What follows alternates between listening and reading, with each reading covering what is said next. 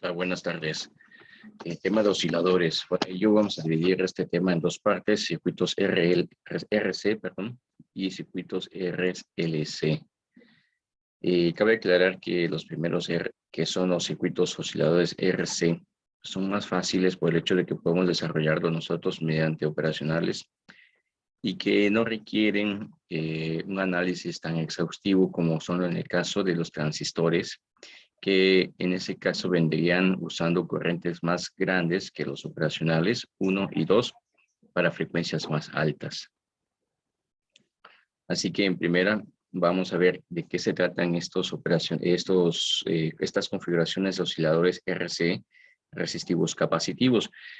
También cabe aclarar que son los más fáciles de construir y los más baratos, dado que las capacitancias ustedes las pueden conseguir de una manera más accesible, cuyos valor de tipo D, que eso vendría siendo su factor de calidad, es mucho más alto, de cierta forma, que las bobinas. Ya vimos que las bobinas ya son comerciales, pero todavía están limitadas en cuanto a sus capacidades, ¿no? Así que el principio de funcionamiento del oscilador viene dado por un criterio en el cual estos dispositivos tienen que amplificarse por sí mismos, es decir, tienen que amplificar a partir de una perturbación que se genera en el circuito y que de esa perturbación hace que se va amplificando y llega a una amplificación máxima, una ganancia máxima para que se pueda sostener. Por lo que existen diversos tipos de osciladores, pues así que todos se deben en gran parte a sus inventores. Tengamos, por ejemplo, el Hartley, Colpitts, Armstrong, Clapp, Pierce, ¿no? Por ejemplo, tanto el Hartley vendría siendo para osciladores, Hartley y Colpitts, venían siendo también para osciladores en alta frecuencia y que también podríamos usar nosotros en baja frecuencia. Alta frecuencia, cabe aclarar que me estoy refiriendo arriba de megahertz, en donde sí tendríamos que hacer uso de transistores. Podríamos usar operacionales, por supuesto, pero habría que verificar qué nomenclaturas permiten esos rangos de frecuencia. El principio de funcionamiento es similar en todos los casos y es importante comprender porque hay que tener claro que este oscilador solamente va a estar trabajando a una frecuencia, a un tono definido, por lo cual es de suma importancia saber cuáles son los puntos de resonancia, es decir, cuáles son los momentos en las que transferencias de potencia, la máxima transferencia de potencia entre el circuito externo y por supuesto con el circuito, en ese caso, de retroalimentación de red, que viene siendo formado por el operacional, son iguales y que se pueda aprovechar esa perturbación para amplificar. Recuerden también que teníamos nosotros en el caso de los circuitos RCL, acuérdense que cuando nosotros aplicábamos un escalón, este circuito tendría, pues así que dependiendo de su factor de amortiguamiento, ya sería muy despacio, ¿sí? Así que sobreamortiguado, críticamente amortiguado y subamortiguado, es decir, que viene y genera estas pequeñas perturbaciones. Por ejemplo, aquí tendríamos que contar de que este pulso vendría siendo, en dado caso, la alimentación del circuito que genere estas perturbaciones en toda la red y por lo tanto que estas perturbaciones se aprovechen para amplificar. Aquí ya vendría siendo lo contrario a lo que hace el filtro. Ya vimos que en el filtro nosotros lo que queríamos era prácticamente disminuir esas oscilaciones. Aquí estas oscilaciones lo que queremos es amplificarlas de cierta forma hasta que lleguen a un punto máximo mínimo que nos ayude a desarrollar una acción determinada, ¿no? Otro detalle, otra diferencia que existen de esos circuitos con respecto a los filtros, por ejemplo, porque pues igual tendríamos capacitores, ¿no? Resistencias, capacitores e inductores, igual que los filtros, es de que si nosotros analizamos este sistema en función de su plano complejo, estamos hablando de plano real, plano complejo, J, vamos a ver de que la función de transferencia va a tener polinomios, tanto reales como imaginarios. Y en el caso de los filtros, esos polos pues estarían trabajando prácticamente en estas zonas, ¿ya? Tanto sus polos como sus ceros. Aquí ahora vamos a trabajar, bueno, perdón, ese es 1 y 2. Vamos a trabajar en el caso de los filtros del lado izquierdo para que tengamos una mayor estabilidad. Entre más cercano nos encontremos nosotros al plano complejo, vamos a hacer de que el filtro tienda a ser inestable. Ahora, para el caso de lo que es osciladores, tenemos algo muy diferente y vamos a tender a trabajar en esta zona, ¿sí? En esta zona, porque ya vimos que el capacitor pues tiene una impedancia variable de acuerdo a la frecuencia. Así que por un momento vamos a ver que esos polinomios van a estar prácticamente perdón, sobre lo que es el eje completo. Pero de ahí, a medida que tienda a entrar en resonancia, vamos a ver de que estos van a tener una mayor ganancia y van a tender a estar en la parte real del plano complejo. Así que pues esos capacitores, en función con todo su sistema, pues va a estar en este rango trabajando. Entonces, es la diferencia con filtros, ¿sí? Y con osciladores. Por otra parte, en los filtros usábamos una retroalimentación negativa, mientras que en los filtros vamos a estar una retroalimentación positiva. Entonces, por eso es que vamos a aprovechar esas perturbaciones para amplificarlas, ¿sí? Y que cuando llega a cierto nivel, pues se mantengan, es decir, mantener esas perturbaciones, así que fijas, estables a un tono definido. Dentro de esta parte de esta sección vamos a ver osciladores, tipo de desplazamiento de fase, también limitados por su amplitud, puente de Wien, que es el más conocido, y de ahí osciladores como de cuadratura y trifásicos, que como van a poder observar, son casi similares estos elementos, estas características entre una y otra, con la diferencia quizás de que dependiendo en qué posición se encuentre el capacitor, ¿no? Para ello, tengamos presente que estos osciladores van a trabajar bajo un criterio que se le conoce el criterio de Barkhausen, debido a su inventor, el cual nos dice que el sistema, vean que no tiene ninguna señal de entrada, es decir, esto va a estar prácticamente amplificando su error, vean, va a estar amplificando el error, ¿sí? Ya sea por la ganancia del sistema y ganancia externa, va a estar amplificando de tal manera que cuando estemos trabajando a un tono definido, en el cual permita generar una máxima transferencia de energía entre los elementos o igualar impedancias capacitivas con resistencias, tengamos nosotros que su magnitud sea igual a la unidad. Para ello estamos contemplando que la entrada, bueno, así que estas perturbaciones van a ser oscilatorias. Es posible que nos dé señales cuadradas, pero todo va a depender también del sistema, es decir, de los circuitos integrados que estemos nosotros implementando. Entonces, para que la señal sea senoidal, el amplificador retroalimentado debe ser inestable a una sola frecuencia. Recuerden que nosotros empezamos, es como si, digamos, encendemos el switch nosotros, aquí en este momento, eso vamos a tratar de evaluarlo en el dominio de la frecuencia, y en ese momento que son frecuencias bajas, genera perturbaciones, ¿sí? De tal forma de que esto ya se queda trabajando a una función, a una frecuencia definida. Así que viene siendo un sistema inestable. Acuérdense que nosotros estamos aprovechando la inestabilidad del sistema para que éste pueda oscilar a una frecuencia definida, ¿va? El otro punto, que la ganancia de lazo AB debe ser a la unidad igual a la unidad, ¿sí? Al tono, repito, o la frecuencia de resonancia. Aquí nos vamos a estar refiriendo ahora que omega 0 es la frecuencia central o frecuencia de resonancia, en el punto en el cual los capacitores tienden a generar una impedancia equivalente, o dicho de otra forma, el sistema llega a generar solamente una magnitud real. No existiría en este caso un fasor, por lo que podemos nosotros inferir de que el desfasamiento entre corriente y voltaje vendrían siendo las mismas, ¿no?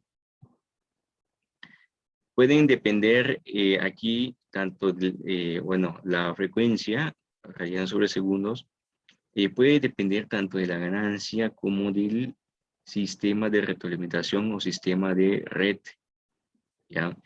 Este sistema de red también va a proporcionar, por supuesto, que una ganancia, ¿ya? Y con esa ganancia llevamos también un fasor, ¿ya? O solamente podría ser que dependa, en este caso, de las impedancias que estén variando también, como en el caso de los transistores, que ya vemos que podríamos trabajar con una resistencia de diodo, ¿sí? De base emisor, que inclusive eso nos permite también tener una variación de beta. Entonces, esto estaría también dando a pie de que podríamos nosotros generar tipos generadores de funciones, es decir, circuitos que nos permitan variar la frecuencia con respecto a la resistencia interna de los propios dispositivos, que aquí lo más habitual sería usar un JFET, ¿ya? Porque tenemos una resistencia lineal dentro de un rango de potencial, ¿no? Entonces, sí también se aprovechan esos aspectos para poder oscilar, entonces, para que vean que podemos tener diversidad. Para que pueda cumplirse esto, fíjense que ya nosotros analizando la magnitud del sistema a una frecuencia debe ser igual a la unidad, mientras que el desfase a la frecuencia de resonancia, fíjense, debe ser igual a cero, es decir, no debería existir desfasamiento, ¿sí?, entre estos dos, ¿va? Para que puedan mantenerse sostenida esas perturbaciones, esas oscilaciones. Entonces, puede ser que esto, vean, si lo analizamos nosotros en dominio de la frecuencia, estaríamos trabajando con un tono, que es posible que ese mismo tono tenga algunas componentes pequeñas laterales, ¿va? Pero, vaya, si nosotros moviéramos este circuito con respecto, ya sea que dependa de una ganancia, podría ser que nosotros estamos desplazando la frecuencia central lateralizada, ya derecha o izquierda. Y eso haga, por supuesto, que sí oscile durante un determinado tiempo, pero que, dado que no cumple esta condición, pues tienda a desvanecerse en el tiempo, es decir, tienda a generar estabilidad. Para que esto pueda empezar a trabajar, se debe cumplir la condición de ganancia unitaria. Solamente cuando al inicio de que se genera, debemos de tener una ganancia ligeramente mayor a 1 para que pueda tener ese arranque. Entonces, aquí sí es importante que ustedes tomen esa consideración, porque cuando estamos haciendo el diseño, van a ver ustedes de que para que se pueda cumplir esto, pues en cierto momento debe ser mayor a 1, es decir, 1.1, 1.01 en cuanto a su ganancia con respecto a todos los sistemas de retroalimentación, para que nos dé 0.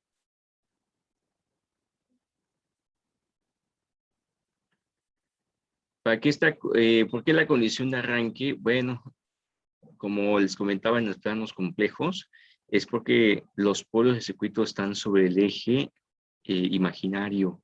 Acuérdense que si nosotros graficamos los polos y los ceros, esto debería estar prácticamente aquí. Sí, acuérdense que ya aquí les comentaba que existe una zona de inestabilidad. Y más si trabajamos con retroalimentación positiva, genera por lo tanto una mayor inestabilidad, ¿sí? Pero nosotros estamos asegurando de que trabajando los polos, las raíces del sistema en este rango, vamos a mantenernos nosotros con esa oscilación, ¿no?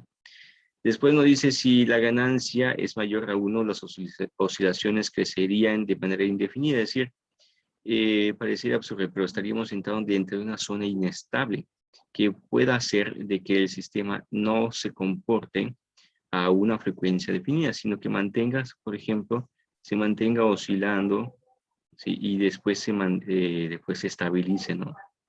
Entonces, Esto vendría siendo prácticamente un VCO, es decir, un oscilador controlado por voltaje y en este caso oscilador controlado por una resistencia, que es en la mayoría de los casos. Estas perturbaciones se pueden delimitar de diversas maneras. La más usada es limitación por saturación del propio dispositivo, que en este caso sería del operacional. Es decir, y dado que estas perturbaciones tienden a crecer, acuérdense que porque tenemos en cierto momento un barrido de la frecuencia por la perturbación, empieza a oscilar de manera inestable hasta que encuentra un punto fijo, ¿no? Pero durante ese periodo se va a estar generando, por lo tanto, saturaciones. Cuando quizás encuentre su punto óptimo, vamos a tener nosotros ahora sí que una señal recortada. Y eso es producto también de los operacionales. Recuerden, bueno, este sería un voltaje salida con respecto a lo que es un voltaje de entrada, de alimentación, perdón. Y es importante que nosotros tengamos en cuenta cómo trabaja el operacional. Por regular, nosotros cuando alimentamos creemos que podemos ver la salida, el rango máximo con respecto a alimentación, pero no. Los operacionales, como son elementos diseñados a partir de transistores, requieren un potencial de polarización y ese potencial, por supuesto, que viene reflejado en una disminución a la salida. En el caso del TLC84 tiene una referencia de más o menos 1.5 voltios. Por lo tanto, si ustedes se alimentan con 15, más o menos 15 voltios, a la salida no pueden esperar ustedes más arriba de un rango de más o menos 13.5 voltios. Y ese es exclusivo para el TLC84. Pueden existir otras variaciones, puede ser de un voltio, perdón, medio voltio, dependiendo del propósito del integrado, ¿no? En este caso del operacional. Así que muchas veces nosotros podemos aprovechar estas no linealidades para mantener al oscilador, pues ahora sí que limitado, para que no nos dé esa perturbación, ¿no? Infinita o, bueno, prácticamente sobreabrupta. Así que eso, pues es importante, pero muchas veces no nos conviene, porque como verán en esta imagen, podemos nosotros tener distorsión en las crestas, es decir, podemos ver, si esperaríamos nosotros una cuesta producto del seno, pues aquí ya no podemos, porque prácticamente esto se lo estaría quitando el operacional, va al circuito en general, y eso pues depende de nosotros. Si nos es indiferente, pues trabajamos, pero si en verdad necesitamos una senoidal perfecta, así que tendríamos que nosotros encontrar mecanismos adicionales para poder generar esta oscilación, va fija. Para ello, pues vean que ahí el primer circuito es un oscilador por desplazamiento de fase, el cual contempla 3 redes capacitivas, ¿sí? Aquí cabe aclarar que esto, al igual que los filtros, el orden del sistema de cierta forma viene aumentando en factor del número de capacitancias que se tenga. Bueno, entonces, vean que aquí tenemos ausencia de una señal de entrada, es decir, viene la salida y esa salida retroalimenta hacia la entrada para que pueda amplificarse esa perturbación, ¿sí? Y mantenerse, por supuesto, sostenida en el dominio de la frecuencia. Bueno, esa es su estructura básica, vean que es similar a todas las demás. Y que por medio de esta red, nosotros vemos que tenemos aquí un filtro pasa altas, pero ya visto desde otra perspectiva, podríamos ver nosotros filtros pasa bajas, ¿no? Otra característica es de que todo esto viene siendo la carga del sistema.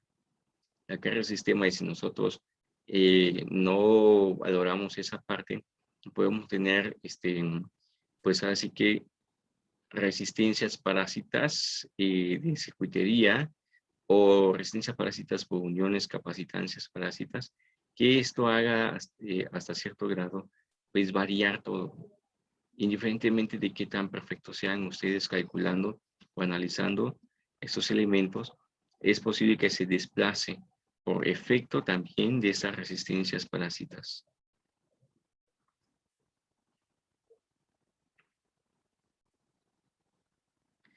Esta red pues tiene una dependencia con la beta, es decir, con una red de retroalimentación para que pueda determinarse la frecuencia de resonancia.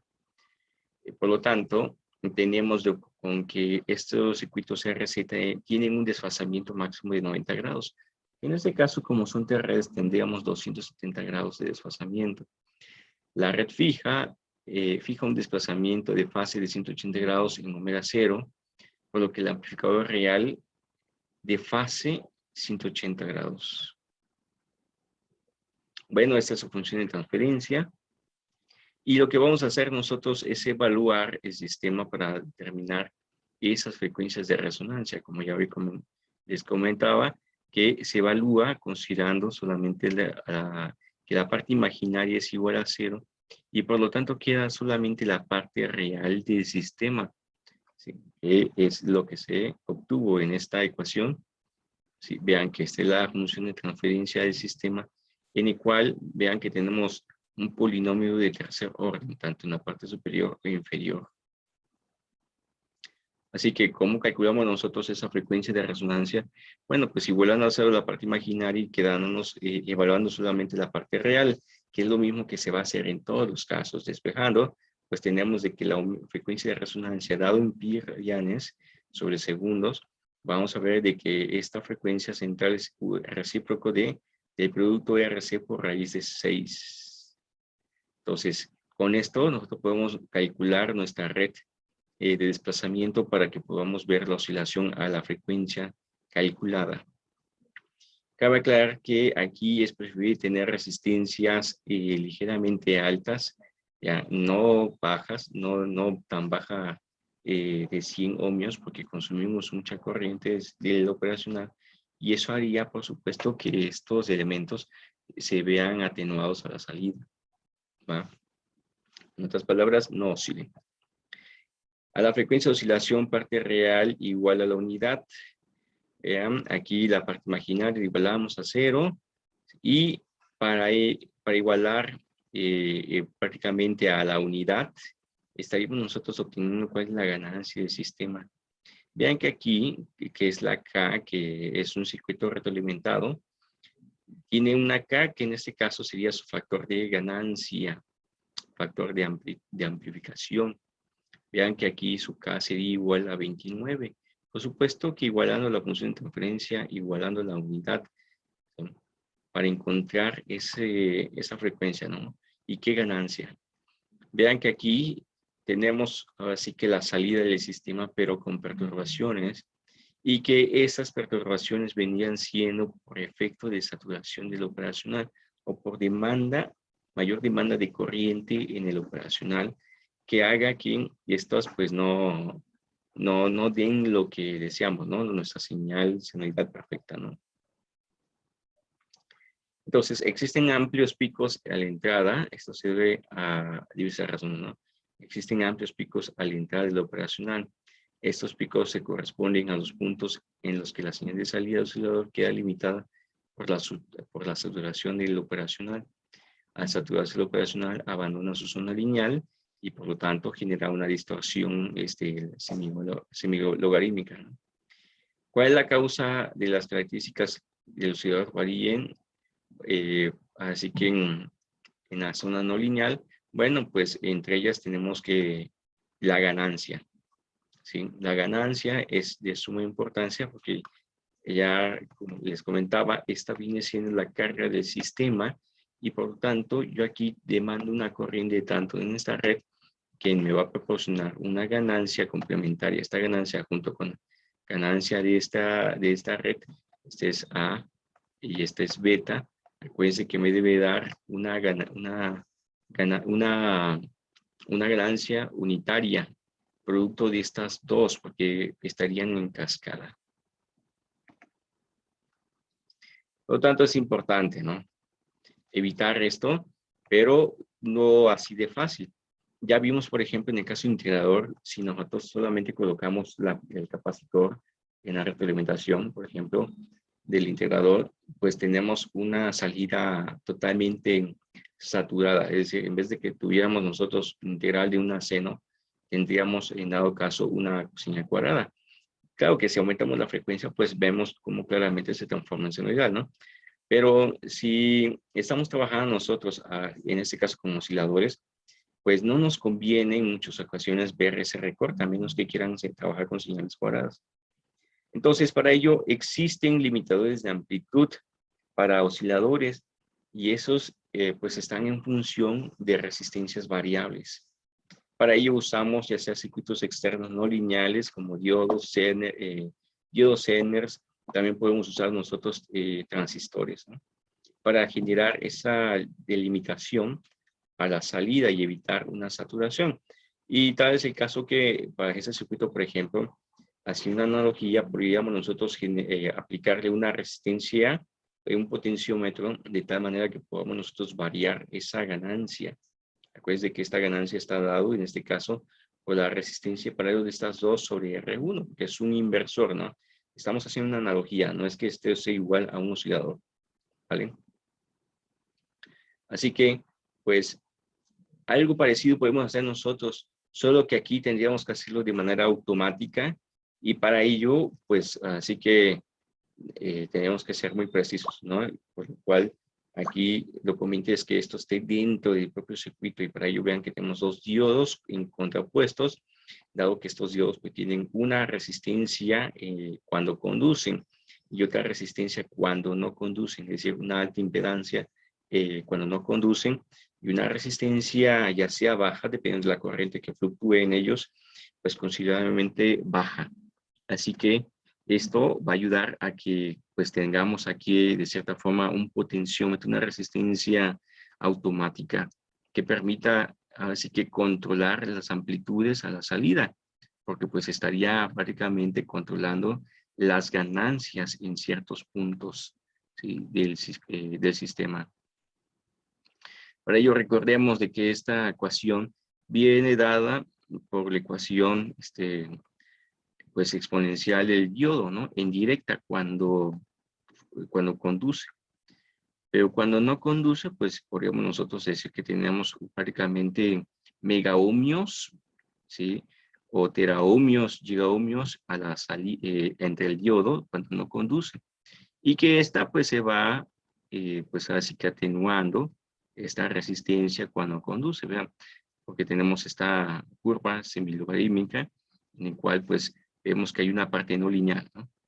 Que es la que ayudaría en este caso a que se tenga un mayor control de ganancia. Bueno, con ello, pues hacemos el Zener, pues sabemos que tiene un potencial máximo cuando está conduciendo en inversa, ¿no? Vean el arreglo que son los dos diodos contrapuestos. Acuérdense que el diodo Zener sí conduce en directa, pero solamente tiene un potencial de 0.7 y cuando, cuando está en inversa, pues tiene un voltaje de ruptura mucho mayor. Y para ello, pues vean que nos estaría dando una mejor respuesta a la salida, ¿no? Bueno, vamos a dejarlo hasta aquí. Les pido de favor que chequen ustedes el oscilador de cuadratura y lo veríamos en la siguiente sesión. Hasta luego.